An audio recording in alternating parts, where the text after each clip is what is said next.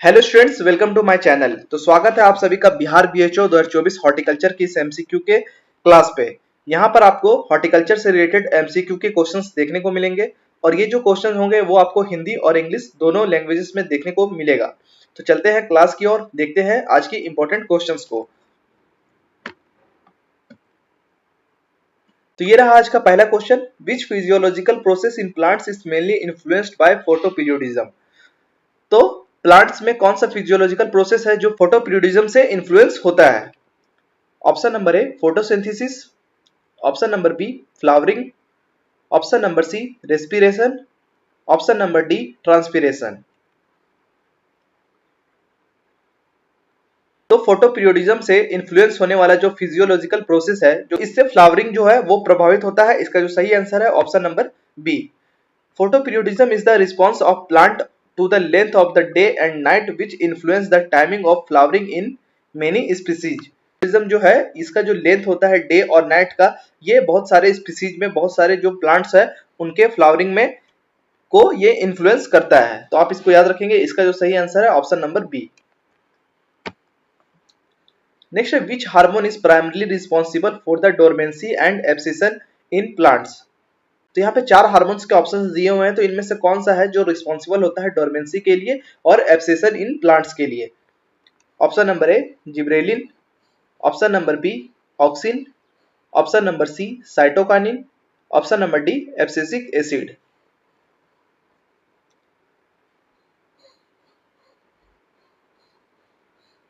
तो डोरमेंसी या फिर इसको सुप्तावस्था भी बोलते हैं। तो डोरमेंसी और एब्सेशन के लिए जो हार्मोन रिस्पॉन्सिबल होता है वो है ऑप्शन नंबर जो डी है एब्सिसिक एसिड।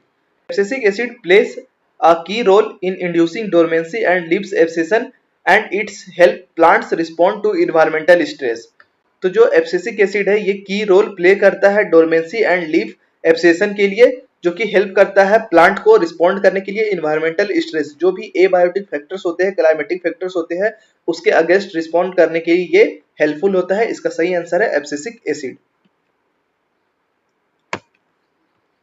नेक्स्ट है what is the primary cause of bitter pit in apple. तो एप्पल में एक डिसऑर्डर देखने को मिलता है, फिजियोलॉजिकल डिसऑर्डर बीटर पीट। तो इसका जो प्राइमरी कॉज यहाँ पे पूछ रहा है कि कौन है, तो यहाँ तो पूछ रहा है ये किसके कारण होता है। Option number A nitrogen deficiency, option number B calcium deficiency, option number C phosphorus toxicity, option number D iron excess. तो एप्पल में जो बीटर पीट देखने को मिलता है, इसका जो प्राइमरी कॉज है वो है ऑप्शन नंबर जो बी है कैल्शियम डेफिशिएंसी। इसका सही आंसर है option number B calcium deficiency के कारण जो एप्पल है उसमें बीटर पीट देखने को मिलता है। Bitter pit is a physiological disorder in apples caused by a deficiency of calcium leading to small sunken spot on the fruit surface. तो सनकिन स्पॉट फ्रूट सरफेस पे देखने को मिलता है जो कि कैल्शियम डेफिशिएंसी के कारण होता है, जो बीटर पीट फिजियोलॉजिकल डिसऑर्डर के नाम से जाना जाता है। नेक्स्ट है what is vernalization in the context of plant development. तो पौधों के विकास के संदर्भ में जो वर्नलाइजेशन है क्या होता है? Option number A the requirement of a period of cold temperature to initiate flowering, option number B the process of acclimatising plants to drought condition, option number C the method of inducing seed dormancy, option number D the technique of hardening of seedlings. तो यहाँ पे vernalization के बारे में पूछ रहा है कि वर्नलाइजेशन क्या होता है प्लांट डेवलपमेंट के केस में। तो इसका जो सही आंसर है वो है ऑप्शन नंबर जो ए है, इसका सही आंसर हो जाएगा the requirement of a period of a cold temperature to initiate flowering. Flowering के लिए यहाँ पे कोल्ड टेम्परेचर की रिक्वायरमेंट होती है, जो वर्नलाइजेशन कहलाता है। Vernalization is the induction of a plant flowering process by exposure to a prolonged period of a cold temperature। तो इसका जो सही आंसर है वो है ऑप्शन नंबर ए। नेक्स्ट है which of the following is a post harvest physiological disorder in banana. तो banana में पोस्ट हार्वेस्ट फिजियोलॉजिकल डिसऑर्डर देखने को मिलता है, तो वो कौन सा है? Option number A sunburn, option number B chill injury, option number C water core, option number D crown rot. तो यहाँ पर पोस्ट हार्वेस्ट फिजियोलॉजिकल डिसऑर्डर पूछा है बनाना में, तो आप बताएंगे इसका सही आंसर क्या है? तो इसका जो सही आंसर है वो है option number D, crown rot. Crown rot banana में देखने को मिलता है, जो कि एक पोस्ट हार्वेस्ट फिजियोलॉजिकल डिसऑर्डर है। Crown rot is a common post-harvest disorder in a bananas characterized by the decay of the crown area, often caused by fungi like Coletrotrichum species, जो कॉज करता है एक फंजाई जिसका नाम है Colletotrichum species. तो आप इसको याद रखेंगे, इसका नाम भी याद रखेंगे, और ये किसके द्वारा होता है, ये फंजाई के द्वारा होता है, इसे भी आप याद रखेंगे।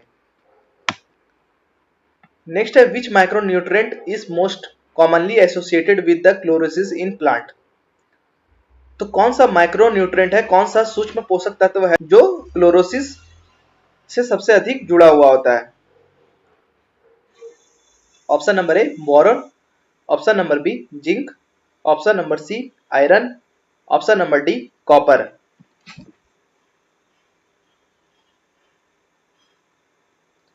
तो माइक्रोन्यूट्रिएंट जो कि क्लोरोसिस के लिए जाना जाता है वो है ऑप्शन नंबर जो सी है, इसका सही आंसर हो जाएगा आयरन। यहाँ पे माइक्रोन्यूट्रिएंट पूछा था तो इसका सही आंसर होगा iron. Iron deficiency is a common cause of chlorosis, a condition where leaves turn yellow due to lack of chlorophyll. तो यहाँ पर क्या होता है कि लैक ऑफ क्लोरोफिल के कारण जो लीव्स होते हैं, जो पत्तियां होती है, वो येलो कलर में चेंज होने लगता है, जो कि आयरन की डेफिशिएंसी के कारण होता है। माइक्रोन्यूट्रिएंट जो कि आयरन है, इसका सही आंसर है ऑप्शन नंबर सी। नेक्स्ट है what is the main cause of blossom and rot in tomato. तो टोमेटो में एक डिसऑर्डर देखने को मिलता है ब्लॉसम एंड रोट, BER। तो इसका जो मुख्य कारण है वो क्या है। Option number A potassium deficiency, option number B calcium deficiency, option number C excessive nitrogen, option number D magnesium toxicity. तो ब्लूसम एंड रोट जो टोमेटो में देखने को मिलता है, ये फिजियोलॉजिकल डिसऑर्डर, ये जो होता है option number B calcium deficiency कारण देखने को मिलता है, इसका सही आंसर है option number B. Blossom end rot in tomatoes is typically caused by a lack of calcium leading to necrotic spots at the blossom end of the fruit. तो यहाँ पे फ्रूट में नेक्रोटिक स्पॉट्स देखने को मिलते हैं जो कि कैल्शियम डेफिशिएंसी के कारण होता है, जो ब्लूसम एंड रोट डिजीज के नाम से जाना जाता है। इसका सही आंसर है ऑप्शन नंबर जो बी। नेक्स्ट है which of the following is not a method of vegetative propagation. तो इनमें से कौन सा है जो वेजिटेटिव प्रोपगेशन का मेथड नहीं है। Option number A cutting, option number B layering, option number C seed sowing, option number D tissue culture. तो यहाँ पे दो तरह के मेथड्स होते हैं प्रोपगेशन का, एक होता है सेक्सुअल मेथड और एक होता है वेजिटेटिव मेथड या फिर एसेक्सुअल मेथड। तो यहाँ पे पूछ रहा है कि वेजिटेटिव मेथड इनमें से कौन सा नहीं है। तो जो कटिंग है ये भी वेजिटेटिव मेथड है, और जो लेयरिंग है ये भी वेजिटेटिव मेथड के अंतर्गत आता है, और जो टिश्यू कल्चर है ये भी वेजिटेटिव पार्ट से ही दूसरा प्लांट को ग्रो करने का मेथड है, जो कि वेजिटेटिव के अंतर्गत ही आता है। तो इसका जो सही आंसर है वो हो जाएगा option number C seed sowing. Seed sowing vegetative method नहीं है, ये एक सेक्सुअल मेथड है। Seed sowing is a method of sexual reproduction, not vegetative propagation, which involves method like cutting, layering and tissue culture। तो ये जो तीनों है ये वेजिटेटिव के अंतर्गत आते हैं, जबकि सीड सोइंग है ये सेक्सुअल प्रोपगेशन का एक मेथड है। इसका सही आंसर है option number C.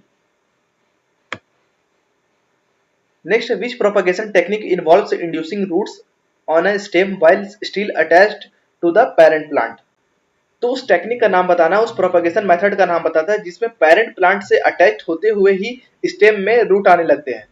Option number A grafting, option number B layering, option number C budding, option number D division. तो इस तरीके का जो प्रोपगेशन टेक्निक है वो लेयरिंग कहलाता है। इसका सही आंसर है option number B layering. Layering is a technique where roots are induced on a stem while it's still attached to the parent plant, after which it can be detached and planted separately। तो यहाँ पर क्या होता है, जो parent plant होते हैं उसी में से जो स्टेम अटैच होता है वहीं से रूट आने लगता है, उसके बाद इसको सेपरेट करके इसको दूसरी जगह पे प्लांट किया जाता है। तो ये जो प्रोसेस है वो लेयरिंग कहलाता है। इसका जो सही आंसर है वो है option number B layering. Next, what is the main function of a ripening chamber in post harvest handling. तो यहाँ पर एक टर्म है रैपनिंग चेंबर, तो इसका मेन फंक्शन यहाँ पे पूछ रहा है जो कि पोस्ट हार्वेस्ट हैंडलिंग में किया जाता है। तो इसका मेन फंक्शन क्या है। Option number A to accelerate the ripening of harvest fruits, option number B to store fruits for extended periods, option number C, to cool the fruits immediately after harvest. Option number D, to prevent fruit decay. तो यहाँ पे ripening chamber का main function पूछा हुआ है, तो आप लोग बताएंगे कि इसका मेन फंक्शन क्या होता है। तो इसका जो सही आंसर है वो है option number A, to accelerate the ripening of harvested fruits. जो रैपनिंग चेम्बर है ये क्या करता है कि जो भी फ्रूट्स होते हैं उसके रैपनिंग प्रोसेस को एक्सिलरेट करने का काम करता है।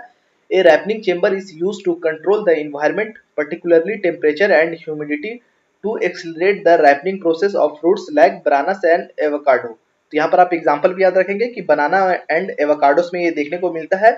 इसका मेन काम यही होता है, ये रैपनिंग प्रोसेस को एक्सिलरेट करने का काम करता है। नेक्स्ट है, which of the following is a technique used to prevent frost damage in orchards. तो जो भी ऑर्चिड होते हैं वहां पर जो टेक्निक होता है फ्रोस्ट डैमेज से कंट्रोल करने के लिए, उसको प्रिवेंट करने के लिए, वो किस तरीके से किया जाता है। Option number A, spraying with water. Option number B, using reflective mulch. Option number C, application of gibberellins. Option number D, mulching with straw.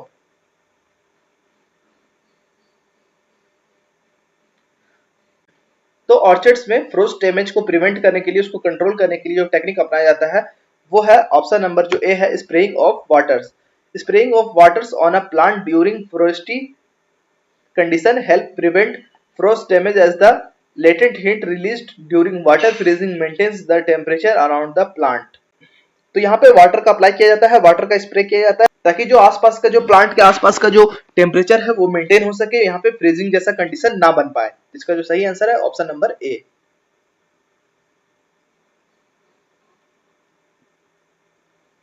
Next, which plant hormone is often used to induce rooting in cuttings. तो जो cutting होता है उस पर routing process के लिए, routing को induce करने के लिए जो हार्मोन्स का यूज किया जाता है प्लांट हार्मोन का, वो कौन सा होता है। Option number A, auxin. Option number B, gibberellin. Option number C, cytokinin. Option number D, abscisic acid. तो कटिंग में रूटिंग को जो प्रमोट करने का, इंड्यूस करने का जो हार्मोन होता है वो रिस्पॉन्सिबल होता है, वो है ऑप्शन नंबर ए, ऑक्सिन। इसका सही आंसर है ऑक्सिन हो जाएगा। Auxin are hormones that promote rooting in cuttings by stimulating cell elongation and division. तो इसका जो सही आंसर है वो है ऑप्शन नंबर ए, ऑक्सिन, जो कि रूटिंग को प्रमोट करने का काम करता है। नेक्स्ट है, what is the main function of calcium in plant cell. तो जो प्लांट के सेल होते हैं वहां पे कैल्शियम का क्या मेन फंक्शन है, क्या रोल है। Option number A, component of chlorophyll. Option number B, strengthness cell walls. Option number C, involved in protein synthesize. Option number D, act as a coenzyme.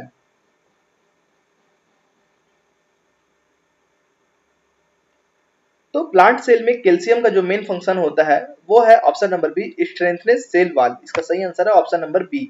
Calcium is essential for the structure integrity of cell wall and membranes and it helps regulate various cellular process. तो cell wall के स्ट्रेंथनेस में जो calcium है वो helpful होता है। इसका main function होता है स्ट्रेंथ बनाना सेल वॉल को, और साथ साथ जो सेल मेम्ब्रेन्स होते हैं उसको स्ट्रेंथ प्रोवाइड करना। उसके साथ ही साथ ये बहुत सारे सेलुलर प्रोसेस में भी हेल्प करता है। Next, which type of plant propagation involves the use of bulbs. तो प्लांट के प्रोपगेशन के लिए बल्ब्स का यूज किया जाता है, तो ये किस तरीके का प्रोपगेशन मेथड कहलाता है। Option number A, sexual propagation. Option number B, vegetative propagation. Option number C, apomixis. Option number D, pollination.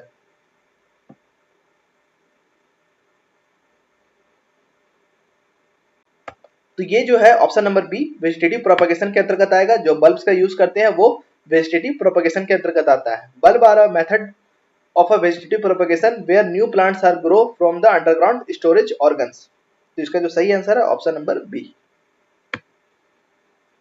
Next है, which nutrient is critical for the synthesis of ATP in plants।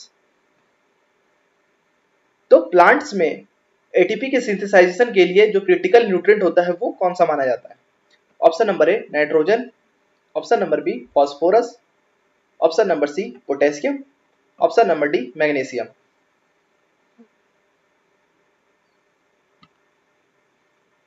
तो इसका जो सही answer है वो है option number B, phosphorus. Phosphorus is a key component of ATP which is essential for energy transfer in plant.